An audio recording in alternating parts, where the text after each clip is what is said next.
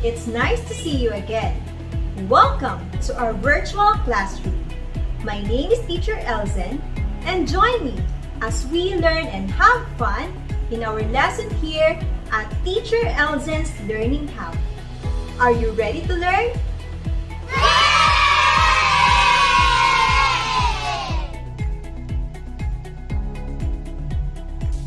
Here are the lesson objectives. At the end of this video lesson, you should be able to recognize the difference between made up and real. Identify what is made up and real text listened to. Decide if an idea or story is made up or real. Value the cleanliness and orderliness in your surroundings. And now, to start our day, let us first sing a song using the tune of If You're Happy and You Know It. Are you ready?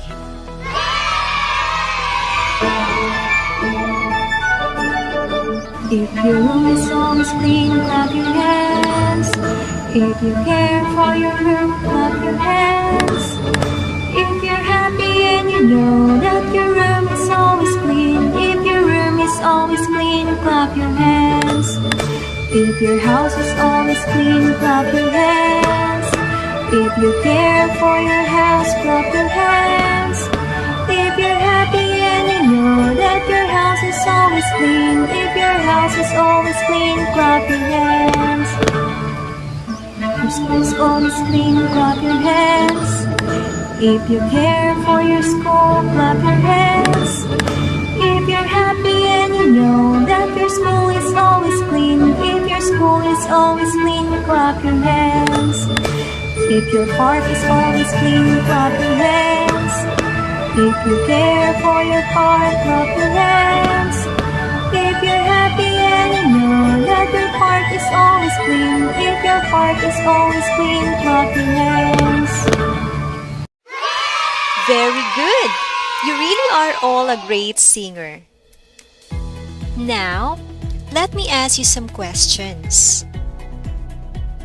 Do you clean your house? Is it yes or no? Great! You should always maintain the cleanliness in your house. The second question is, do you help your mother wash the dishes? Is it yes or no? Hooray! It is always important to help your mother in doing the household chores. Now, do you wash your dirty clothes? Is it yes or no? Very good! Even though you are still young, you need to learn how to wash your own clothes. Alright, class?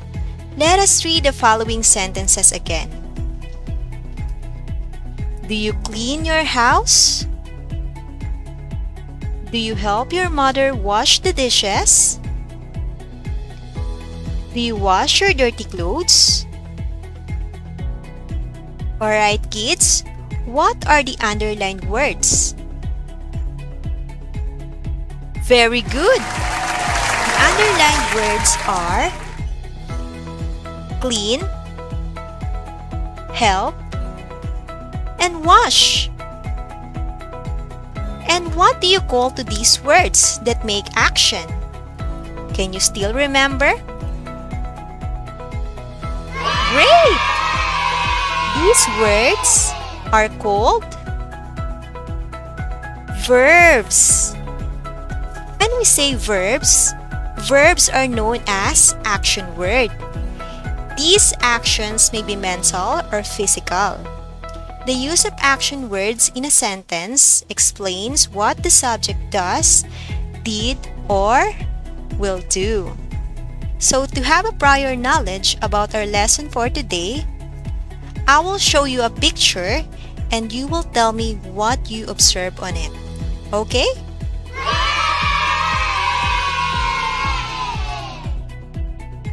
So kids, What do you see in the picture?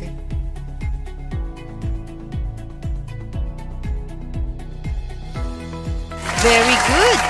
There are fairies or pixies. Let's take a look at the picture again.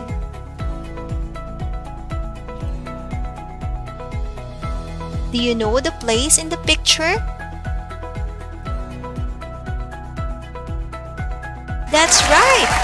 The place in the picture is located at South Palale Elementary School where you are studying.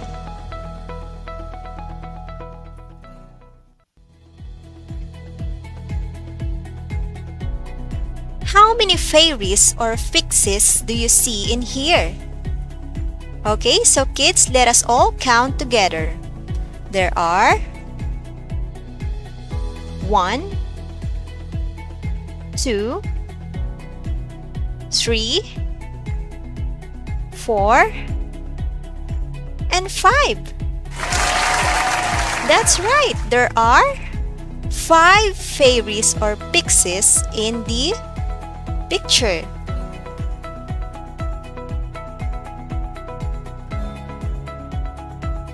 Now, have you seen a fairy or a pixie in real life?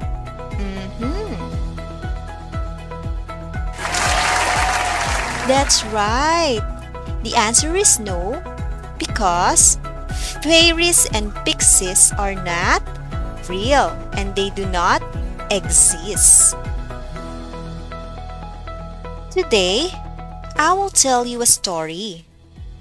But please be mindful that if you are listening to a story, you should sit properly, watch with your eyes, keep your lips closed, listen carefully, and understand the story. So our story for today is entitled The Pixies and the Lazy Housewife by Mary Calhoun. Once upon a time, people believed in pixies. These invisible little people love neatness. They clean the house of the people they like, and they play tricks on lazy housewives. Bessie was a messy housewife. She never washed the dishes, nor swept the floor of her house. One day, Bessie pretended to be sick, and a pixie named Willie offered to help her. The pixies started cleaning. They washed the dishes and the dirty clothes. They also scrubbed the floor of her house. The next day, Bessie pretended to be sick again. Bessie thought she can stay in bed all day and the pixies will clean for her. But the pixies knew that she was just pretending. The pixies decided to punish her. Willie pinched Bessie's nose while the other pixies messed up the house. Willie ordered Bessie to clean the house or they will punish her again. After that, Bessie always cleaned her house, for she is afraid that the pixies might come back. The end. Alright, class, did you understand the story? So if you really understand the story, I will ask you some questions. Are you ready? Now, who is Bessie? Describe her and her house. A very neat housewife.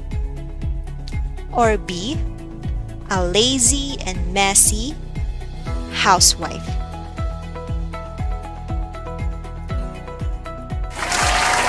Very good! The correct answer is letter B, a lazy and messy housewife. Would you like to live in her house? Why? A. No, her house is dirty. Or letter B. Yes, her house is always clean. That's right. The correct answer is letter A. The answer is no. Her house is dirty. For the third question, why did Bessie pretended to be sick? A. She wanted the pixies to clean her house. Or B. She misses her pixies friends. What do you think is the correct answer?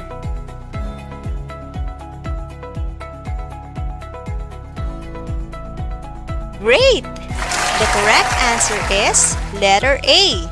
She wanted the pixies to clean her house. That is why Bessie pretended to be sick.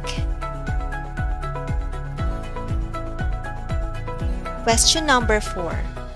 Who helped Bessie clean her house? A. Her sisters helped her clean the house. Or B. The pixies helped her clean the house. Very good! The correct answer is letter B. The pixies helped her clean the house. Number 5. Why did Willie punish her? A. He found out that Bessie is really sick. Or B. He found out that Bessie is just pretending to be sick. Hooray! You got the correct answer. It's letter B. He found out that Bessie is just pretending to be sick.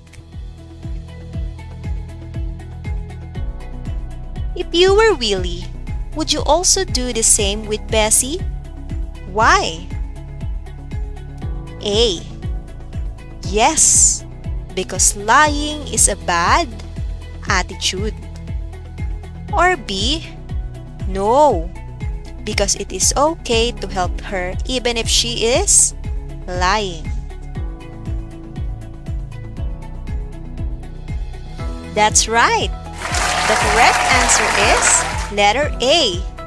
Yes, because lying is a bad attitude.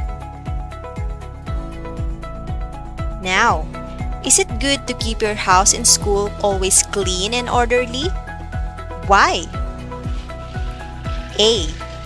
Yes, we should always clean our surroundings to keep us away from sickness. Or B. No, because my mother is always there to clean.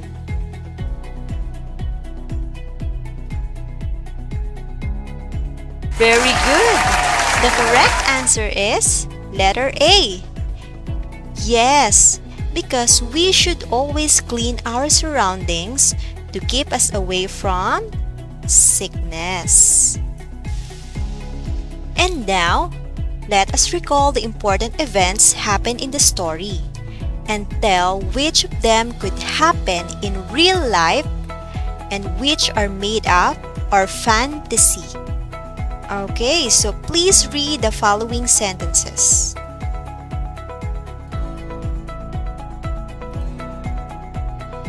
Bessie was a lazy housewife. Do you think it is made up or real? Very good. The correct answer is real. Please read the sentence again.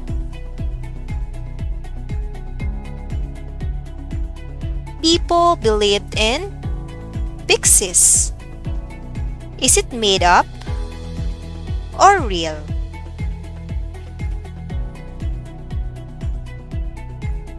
That's right, it is made up because pixies do not exist.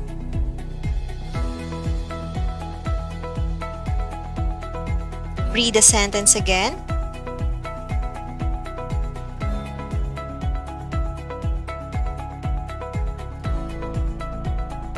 A pixie named Willie offered to help her. Is it made up or real? That's right, it is made up. Next sentence.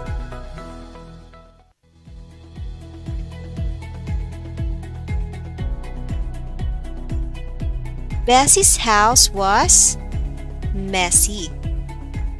Do you think it is made up or real? That's right.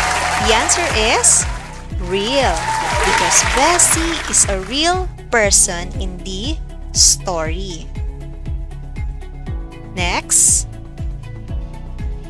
Please read.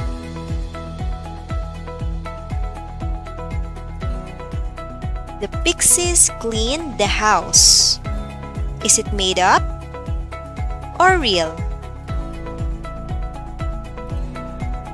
Very good, it is made up. Next sentence.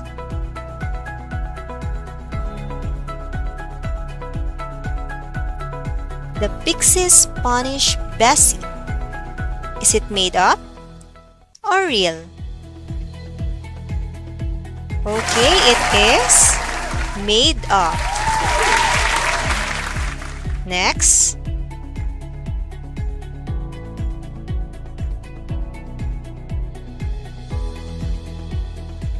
Bessie cleans her house. Do you think it is made up or real? Very good. The answer is real.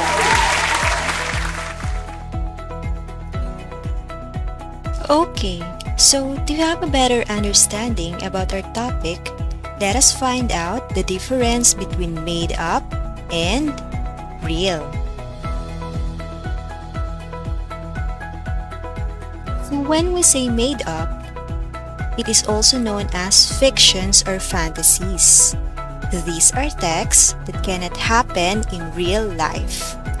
They are considered to have never happened at all. Let me give you an example. The fairy granted her wish. Do you think there is a fairy in real life? That's right. There is none. Simply because it is not real. Same as the second example. The genie helped him achieve his dreams. So the genie and the fairy is made up only by humans with wide imagination to entertain people. Again, we should just remember that when we say made up, it means that it is fiction or fantasy and it is not real. Do you understand, class? Very good. Alright, so let's move on to the meaning of real. These are texts that happen or may happen in real life. They present facts and talk about true events. An example of this is Ma'am Julieta M. Labita is the head of South Palale Elementary School. Do you know her? Of course! You often see her before in our school. She is the one who is responsible for the effective general management of our school. Another example is the current barangay captain of Barangay South Palale is Mr. Emilio Naines. Are you familiar with him? Of course, because he is the captain or leader of our barangay. Now, these two examples are real because it is based on facts and true events. Again, we must remember that when we say real, it is based on facts and true events. Did you get it, class? Very good. So now, kids, you may now prepare your English module, pencil, and answer sheet. You will answer the learning task on week 4 in your module. You may ask for help to your parents or guardians. Are you ready? Open your module on page 15 and answer the learning task number 1. Write made up if the statement talks about made-up stories and real if the statement is about real stories. Number 1. It talks about true events. Number 2. This is for amusement or entertainment purposes only.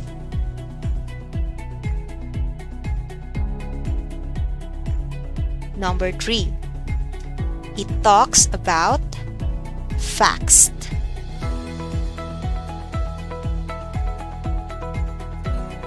Number 4. This story never happened at all. Number 5. It is also called as fiction.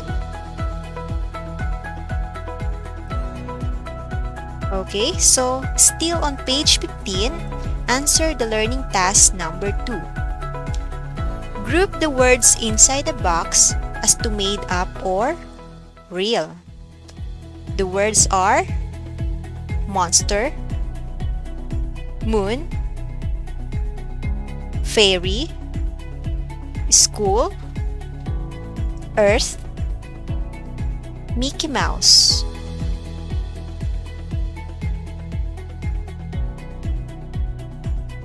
Write your answer on the left side if it is made up and on the right side if it is real.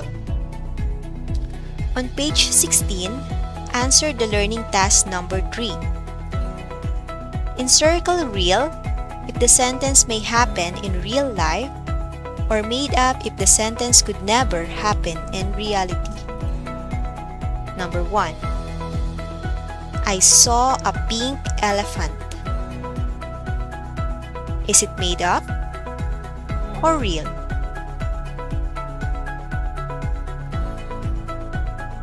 Number 2. An eagle can fly. Is it made up or real? Number 3. My cat is driving the car. Is it made up or real? Number 4. The mouse answered my quiz. Is it made up or real?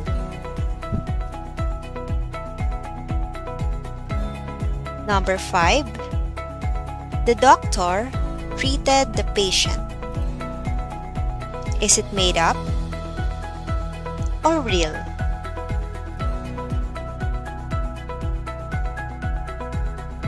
On page 16, answer the learning task number 4. Write R if the statement may happen in real life and M if the statement is made up. Number 1. I want to buy wings and fly high up in the sky. Number 2. There are different plant species in the forest. Number 3. Cows give milk. Number 4. Batman saved the world. Number 5. Christmas is celebrated every December 25th. Now, on your answer sheet, draw a real and made-up situation below. Send a picture of you on the chat group while doing the activity. Use the rubrics under your drawing to know how well you did on the task. On the left corner of the table, you will draw made-up situation. And on the right side is a real situation. To know how well you did on the activity, you may use this rubric to grade yourself. For following directions, you will get 3 points if all directions were followed, 2 points if you followed some directions, and 1 point if none of the directions were followed. For the creativity, you will get 3 points if you used your own ideas and imagination. 2 points if you used some imagination. And 1 point if you did not use your imagination.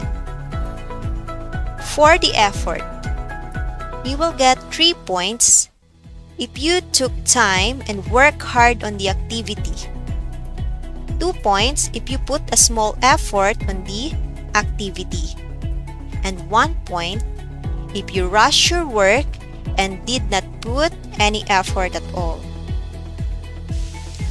Alright, so now class, let me see if you understand our lesson for today. Can you still remember the difference between made up and real? Let's find out.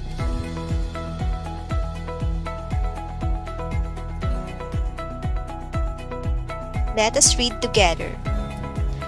Blank stories, also known as fictions or fantasies, are texts that cannot happen in real life, while blank stories are texts that happen or may happen in real life.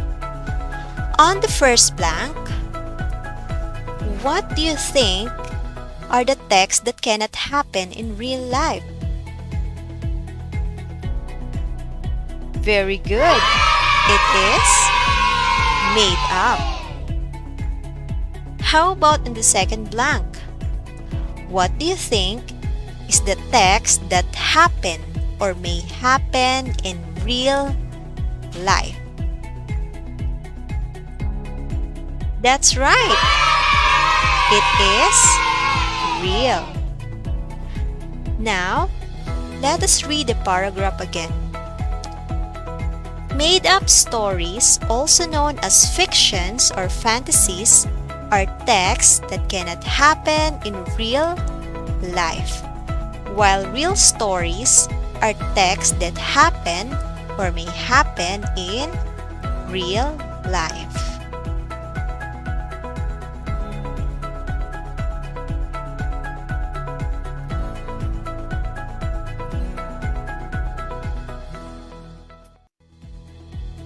Okay, so now class, in your notebook, complete the paragraph below by selecting your answers from the given choices. You may choose on real, made up, or stories. Let me read the paragraph. Blank may be categorized into real and made up. Blank stories are those that happened and may happen in real life. Meanwhile, blank stories are those that are fictional. They cannot happen in real life. Okay, I will give you more time. You may answer it on your notebook.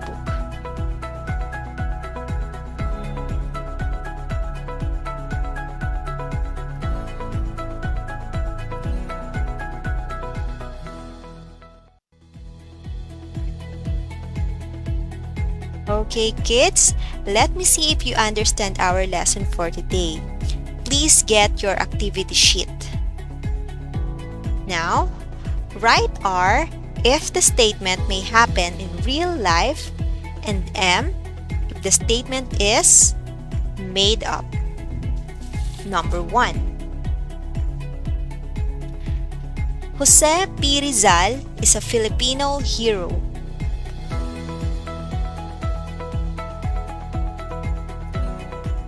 Number 2. The mermaids are playing in the seashore. Number 3. The ice cream is sweet. Number 4. I saw a flying monkey yesterday. And number 5. We ride in a magic carpet with Aladdin. Okay, are you done? Good job, kids! In your notebook, write your personal insights about the lesson using the prompts below. I understand that. Write what you understand about our lesson. I realize that. On the blank, you may write about your realization for today's lesson. Are you done, kids? Very good! Well, I hope you have learned something new today. Thank you so much for watching. See you next week. Bye!